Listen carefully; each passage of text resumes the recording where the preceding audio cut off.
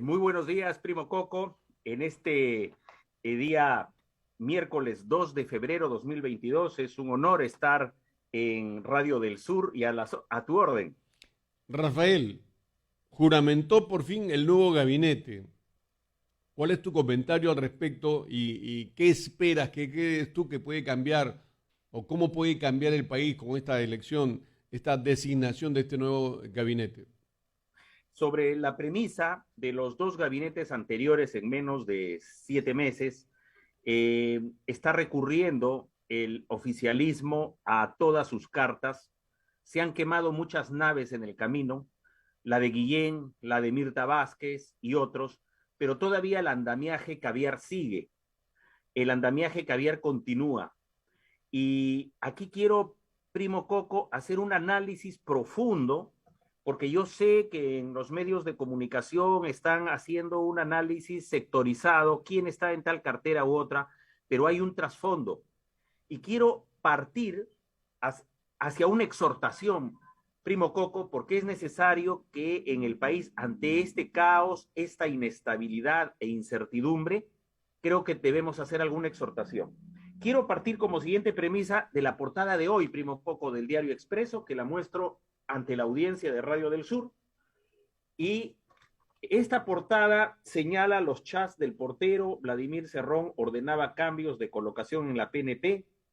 Y mira, primo, dice acciones del secretario general de Perú Libre estarían inmersas en el delito de tráfico de influencia. Se trataría de una situación tipificada en nuestro Código Penal. Hay también una llamadita acá, dice, Cerrón ha tratado de desacreditar la portada de lunes de Expreso, diciendo que jamás ha tenido comunicación por WhatsApp con el general Gallardo y que todo es una coartada de los caviares. Ahí vamos, primo Coco. Hacer el análisis del gabinete. El poder caviar es un poder que se ha mantenido sobre todo desde Paniagua hacia adelante con ministerios estratégicos como el de Justicia, Exteriores, entre otros. Con Toledo hicieron su agosto, pusieron consultorías por aquí y por allá, impulsaron sus ONGs, traficaron con una serie de principios contra el terrorismo y liberaron a estos.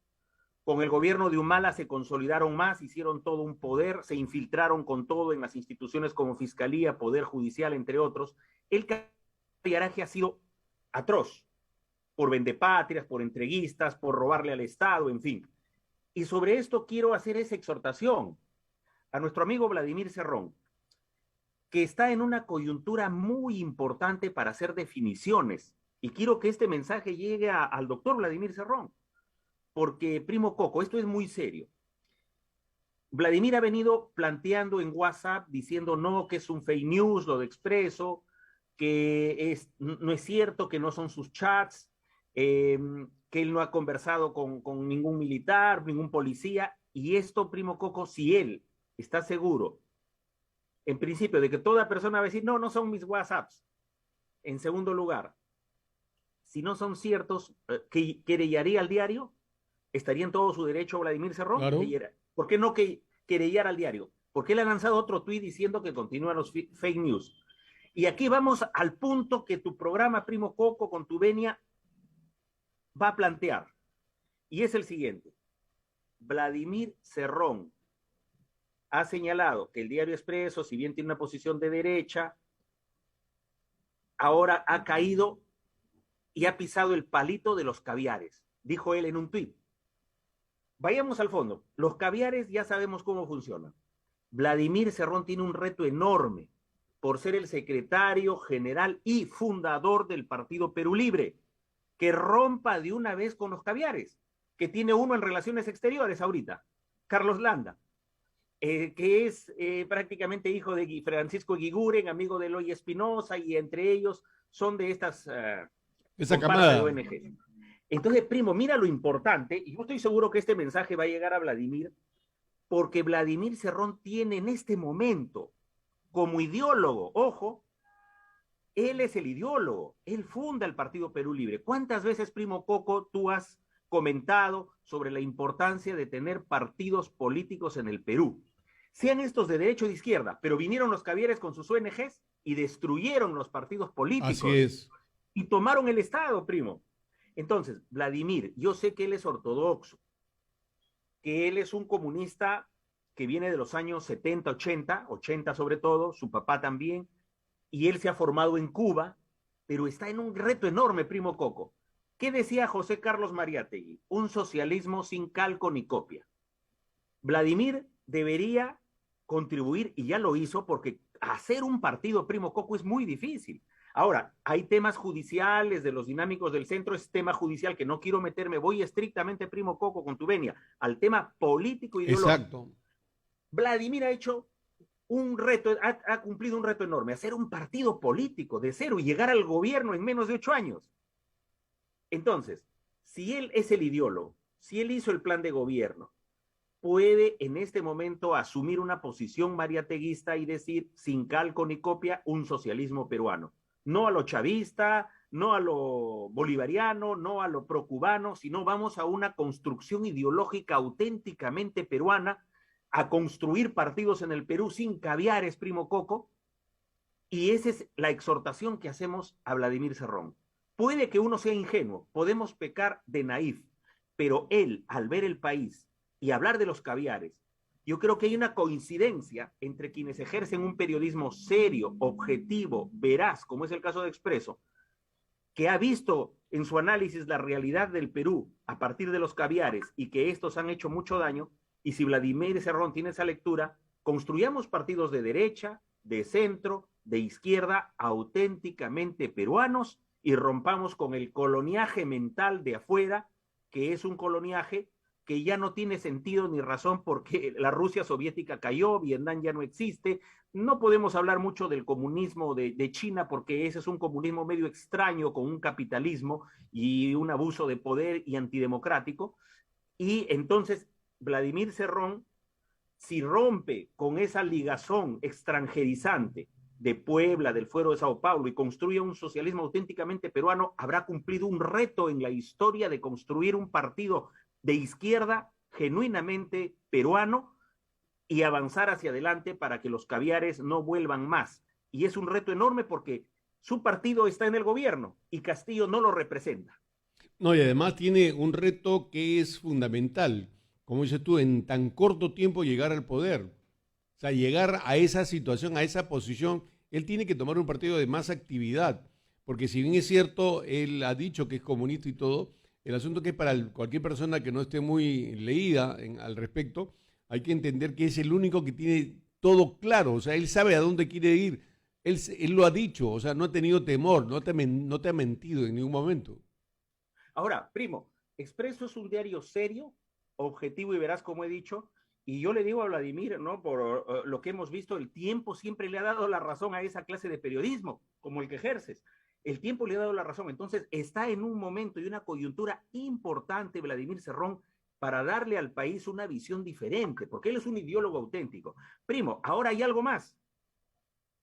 Tú has mencionado, ¿no? Efectivamente, él es un comunista y hay experiencias que hemos pasado. Tú te acordarás en la etapa del colegio, años atrás andábamos con el libro de Mariátegui, Los 7 ensayos, y eso se leía en el colegio. Leíamos también a Marx, a Engels, había libros de ahí en La Torre, el antiimperialismo y el APRA, Perú, problema y posibilidad de Basadre, y uno en secundaria, tercero, cuarto y quinto estábamos en eso. Entonces, uno en esa etapa de muchacho, unos muchachones, pues comenzaba a ver qué ideología, con cuál simpatizaba, con cuál partido. En ese momento, todos los jóvenes pasaban por definiciones. A veces uno estaba en la izquierda, en el centro, en la derecha, no había casi derecha, estábamos hablando del APRA, el PPC era más citadino, más limeño, pero en esa época, quien te habla pasó un año más o menos estudiando los textos marxistas-leninistas, los trabajos de Engels, del socialismo, Lenin con sus opúsculos, que venían de las editoriales rusas, que estaban en el comunismo, estudiábamos y nos íbamos dando cuenta. En ese momento yo un año más o menos estuve muy cercano al marxismo-leninismo. La otra fuente que uno bebe y bebí fue la del aprismo, y en ese momento uno se va dando cuenta cómo se plasma la ideología en la realidad. Tiene que ser objetivo Vladimir Cerrón. El país está de por medio. En esa Él época, puede renovarse Rafael, e innovar sobre su ideología. claro, en esa época del colegio yo me acuerdo que además de leer, había exigencia de parte de algunos maestros que ya eran del SUTED y te Sí, obligaban a leer libros o que ellos tenían interés que tú leas. Incluso yo me acuerdo que sacaban a los muchachos más habladores, los líderes, ¿no? ¿Para qué? Para llevarlos si no iban a clases y los aprobaban del colegio, simplemente porque iban a recibir una especie de preparación, digamos, política, ¿correcto? O sea, eso lo he vivido yo en la época del SUTET, ¿correcto? Entonces, acá el asunto es que ellos han hecho pues un trabajo a nivel de colegios y lo siguen manteniendo y lamentablemente pues no había pues una especie de libertad para poder, o sea, esta chamba, Rafael, que está haciendo, o en todo caso que hoy representa Vladimir Cerrón, es de años. O sea, esto no es sí. un... Por eso que me parece interesante que tú digas y menciones a Paniagua, porque el que menos habla de Paniagua como el líder, el paladín de la democracia, y él fue abogado de Abimael Guzmán. Belaúnde lo jala a él y lo recupera. Para eso, la vez que cae Abimael Guzmán preso, quien lo saca de la cárcel es nada menos que Valentín Paniagua. ¿Ok? O sea, esas cosas, por ejemplo, en la historia no se lo cuentan a los muchachos. Hay un deslinde adicional, primo Coco, en lo que mencionas. Efectivamente, el SUTEP en ese entonces muy marcadamente Patria Roja. Hoy Patria Roja tiene mucho dinero con la derrama. En esa época, huelgas, las huelgas que le hicieron a Molina Paloquia, a Bermúdez, cuando estaban en ese tiempo, era un ministro, y otros más, finales de los 70, esas huelgas fueron históricas en el SUTEP, que duraron 2 o 3 meses también, sobre todo la del 78 y la del 79. Incluso un sector del SUTEP era tan radical que decía no votar en las elecciones constituyentes, y en los 80 también, y de ahí se fueron ya separando quienes eran prosenderistas, en fin. Y aquí viene un deslinde adicional, y es que Cerrón, es difícil decirlo porque a veces algunas personas se dejan llevar por el hígado, pero el Perú está primero. Un deslinde claro frente a Movadef, frente a Conare, frente a la subversión. Ya los tiempos pasaron. No estamos para tener por ahí a veces remilgos de lucha armada, nada de eso. Estamos ante la construcción de partidos. Mira estas elecciones que vienen en octubre, cómo se pelean en los distritos y se pasan de un partido a otro. Este señor Héctor Valer, que ahora es presidente del Consejo de Ministros, primo Coco, ha pasado por todos los partidos políticos. Debería ser sometido, no sé, a un análisis psiquiátrico o algo así, porque es muy díscolo. Y ya lo hemos visto en los pocos meses en el Congreso a Héctor Valer, que llegó ahí con la R de Renovación Popular del partido de mi tocayo Rafael López Aliaga. Ha llegado Valer, pero ¿qué va a pasar? Valer va a ser como un mono con metralleta. Entonces, aquí estamos jugándonos la estabilidad y luchamos por los que están en los hospitales enfermos, por el joven que está buscando trabajo, por el niño que vende caramelos en el semáforo, por las personas de la tercera edad que no tienen calidad de vida. Ellos están jugando. Mientras nosotros nos peleamos, ellos están sufriendo. Señor Vladimir Cerrón, amigo Vladimir Cerrón, que es médico, que se ha formado en Cuba, construyamos partidos en el Perú, deslindemos del pasado, hagamos un partido serio, hagamos un partido como el que lo ha hecho, pero que respete los principios democráticos, que piense en el juego democrático, que rompa con los foros de Sao Paulo, de Puebla y otros más, y vayamos a cortar esas líneas extranjerizantes y esa influencia ideológica foránea, por más que respetemos nuestra América Latina, que es nuestra patria grande, construyamos a partir del Perú bases sólidas de partidos democráticos. Y hagamos la propuesta, primo Coco, también a los apristas que están dispersos, porque tú podrás ver en las redes hay distintos grupos, pero no hay un liderazgo serio que cuaje. El PPC no creo que tenga salvación, porque siempre ha sido como de un partido de abogados, de buffet de abogados, ¿no? Pero vayamos a nuevos partidos, porque si seguimos como estamos, con esos clubes electorales, no va a haber futuro, primo No, Coco. así No es, va a haber ningún futuro. así es. Ahora, Rafael, hay una denuncia contra el presidente por traición a la patria y que la encabezan Fernán Altuve, Lourdes Flores Nano, Ángel Delgado, también está Hugo Guerra, está también César Alfredo Viñolo y el canciller Francisco, ex canciller Francisco Tudela. ¿Qué opinas al respecto? Sí, es una denuncia valiente en un contexto como el que vivimos, donde se está digitando a la policía, a las Fuerzas Armadas, a las instituciones de la Administración de Justicia a partir del poder de turno.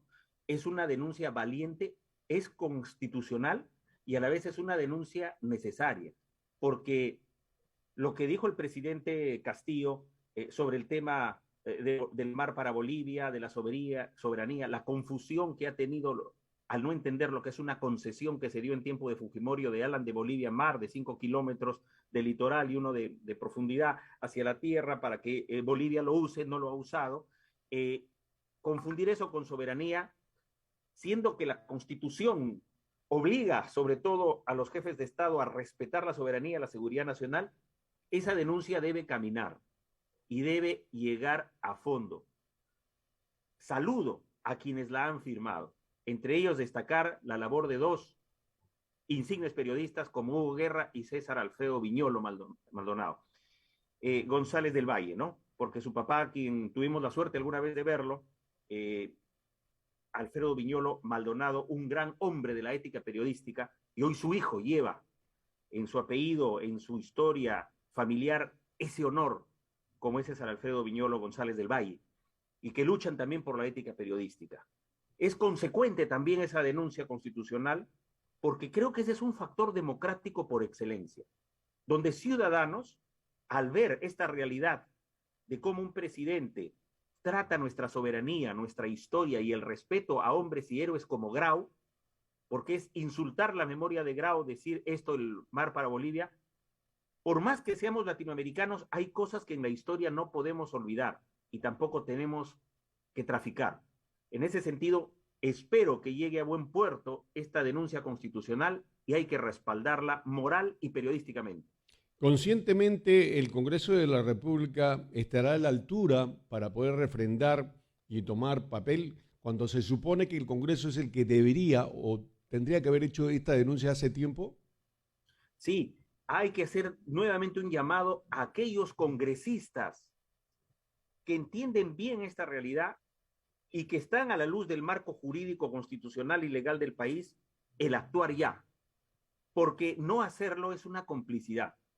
Por eso, el país necesita instituciones sólidas y si el Congreso de la República no hace respetar sus fueros o no es consecuente y generar los debates necesarios, tomar las acciones necesarias, las mociones, las propuestas, los proyectos para defender la legalidad y la constitucionalidad que existe. Ya adentro, por supuesto, el oficialismo tiene sus representantes, harán el debate correspondiente, pero creo que ya no debe haber tiempo, primo Coco, para el cálculo personal o de grupo que puede haber en el Parlamento. Seguramente algunos todavía están con ese cálculo personal o el cálculo o el interés de grupo. En este caso, tenemos que ver los intereses nacionales y en ese camino, en ese contexto, el Congreso debe actuar. ¿Cómo va el tema de Surquillo? Sobre la denuncia de esta familia que hasta ahora la municipalidad de Surquillo no responde, no los atiende. ¿Cómo ha avanzado? Me han estado mandando mensajes reclamando porque este es un tema muy antiguo, no es un tema nuevo y sin embargo no hay respuesta de parte de la municipalidad. Hay demasiado poder de por medio, Rafael, y esto me preocupa porque esta familia de repente no llega a tener justicia y no por un tema de que no le corresponda, sino porque no les da la gana.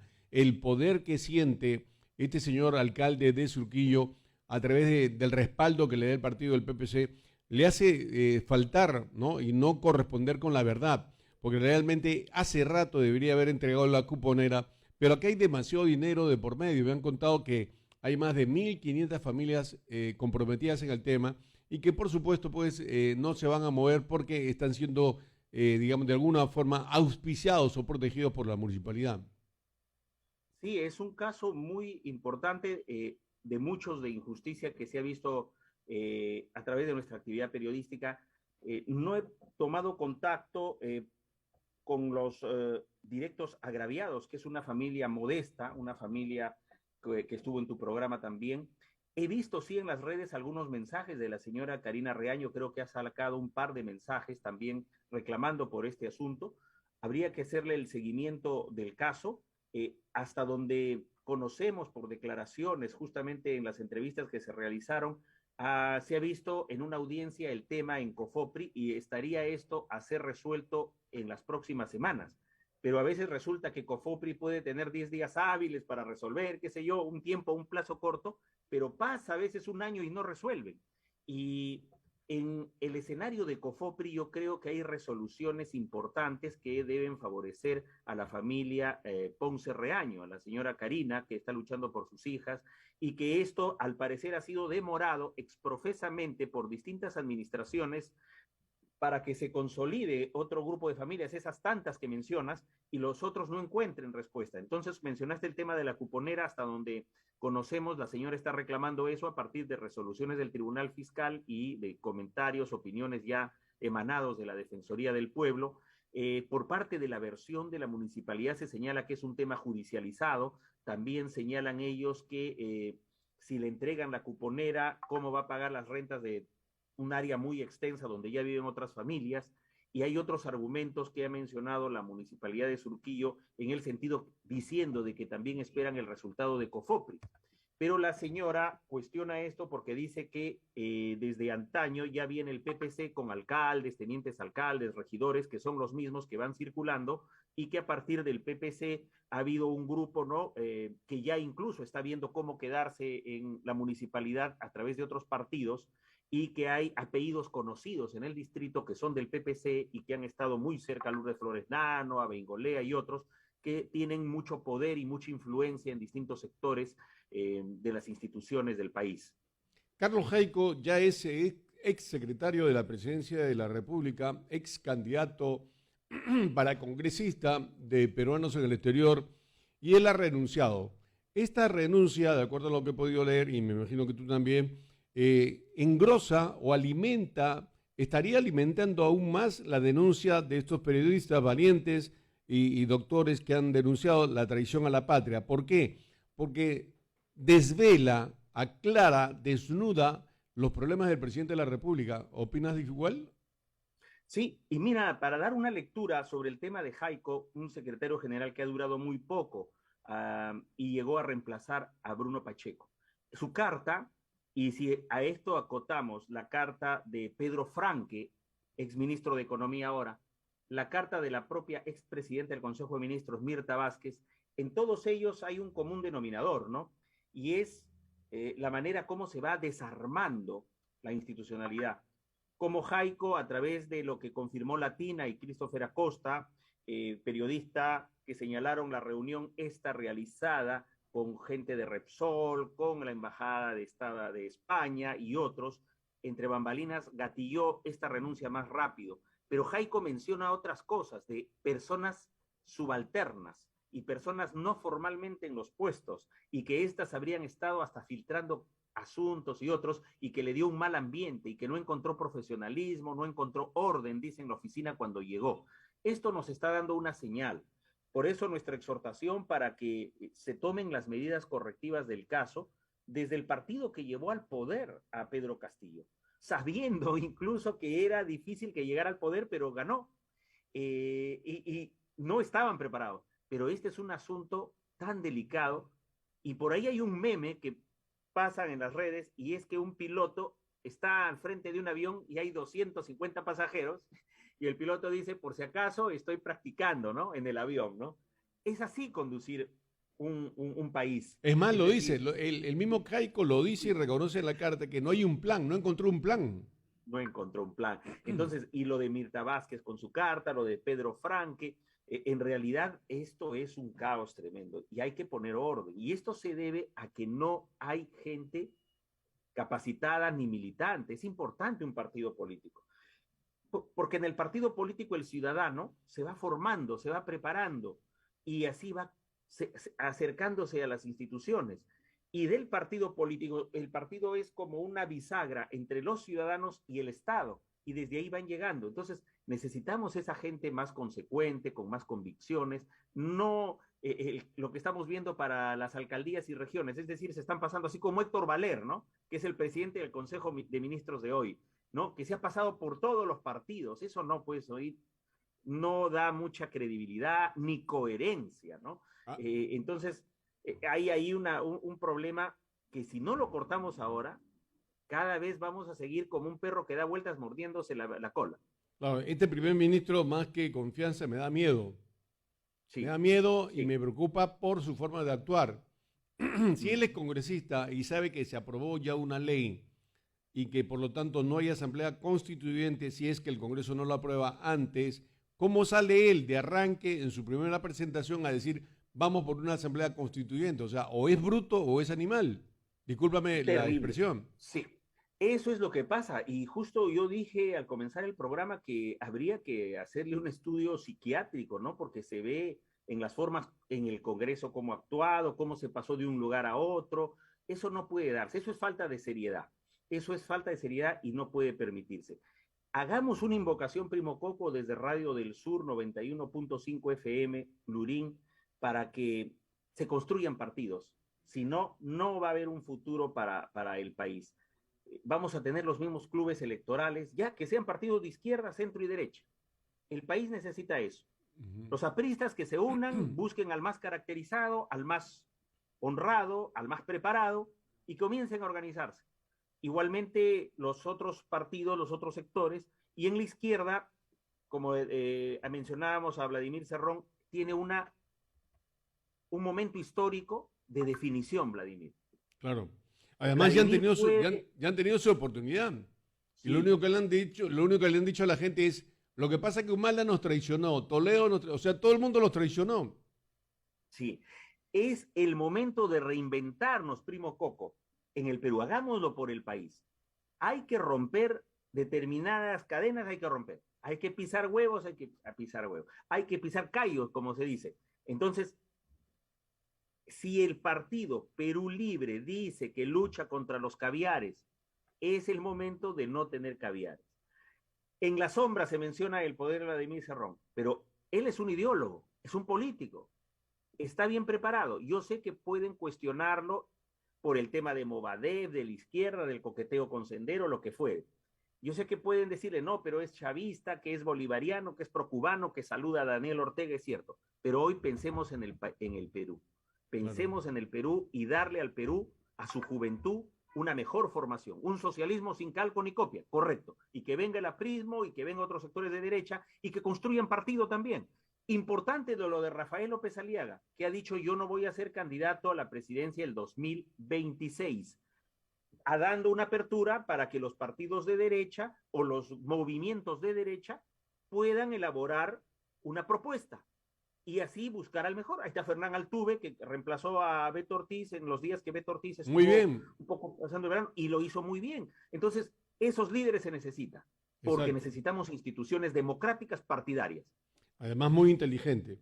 Muy bien, ahora, Sí. ¿cómo podemos explicar o qué le explicas a la gente tú en una decisión riesgosa de parte del gobierno en el sentido de cerrar el ingreso y salida de petróleo desde la Pampilla, cuando se supone que por ahí se traslada o se mueve más del 40 o cerca del 40% de petróleo para el país? No siendo nosotros un país productor, ¿cómo se toma esa decisión y por qué hasta ahora, Rafael, no se han activado los seguros? Si se supone que la Pampilla tiene unos seguros internacionales millonarios. Mira, los resultados se van a ver muy pronto, porque si no llega el crudo hacia las tuberías y la Pampilla, que está en manos de Repsol, no refina, ¿qué es lo que va a distribuir a sus grifos? Por tanto, se va a sentir. Y la ley de la economía es muy clara, ¿no? Si tú tienes menos oferta que hacer, el precio se va a elevar. Y en el momento, digamos, ya en la hora nona, se va a sentir de que los grifos ya van a tener menos combustible. Y si no puede operar Repsol entregando a sus grifos el combustible, este escasea y la gente por lo menos no va a ir a ese grifo, tendrá que ir a otro, lo cual genera una serie ya de desórdenes en la parte de la economía doméstica y la economía de las ciudades. Y las medidas, es cierto que al final el gobierno ha querido ser enfático, rudo con Repsol, ya hubo cambio de ministros y todo lo demás en ese trayecto, y las autoridades ambientales, medioambientales u otras no han sabido qué hacer, han querido ser drásticos, pero creo que falta una mirada estratégica en este problema. Lo clave aquí también, como lo mencionas, es seguros y reaseguros. ¿Dónde están? ¿Qué pasó? ¿Cómo van a resarcir este daño a los terceros? Entre ellos la población, entre ellos el Estado peruano. Es un tema que denota una vez más la falta de liderazgo y de inteligencia, cómo deben abordarse este tipo de problemas que se generan. Y es un asunto bastante preocupante porque cómo el tema mismo de Repsol causó la salida o fue detonante para que se vaya el secretario general de Palacio de Gobierno. Entonces, nada dura aquí, no hay estabilidad. Y esas medidas, ese problema va a generar más inestabilidad, el problema de la Pampilla, del mar de Ventanilla y del crudo derramado y que ha contaminado a nuestro litoral. Así es. Muy bien. Bueno, Rafael, como siempre, muchas gracias por tu apoyo. Gracias por estar con nosotros y nada, esperamos que las cosas mejoren para el país porque es lo que necesitamos. Yo invito a los amigos que compartan este contenido Primo Coco, que es un fuero donde se ejerce ese periodismo serio, objetivo, veraz, como lo hace Radio del Sur y tu persona. Un abrazo para ti, para tu equipo y que sigan la gran labor y ejemplo de este medio de comunicación en el país. Chévere, muchas gracias. Don Muchas Rafael gracias, Romero, primo. periodista, escritor, analista político, colaborando con nosotros todos los miércoles a las 8:30.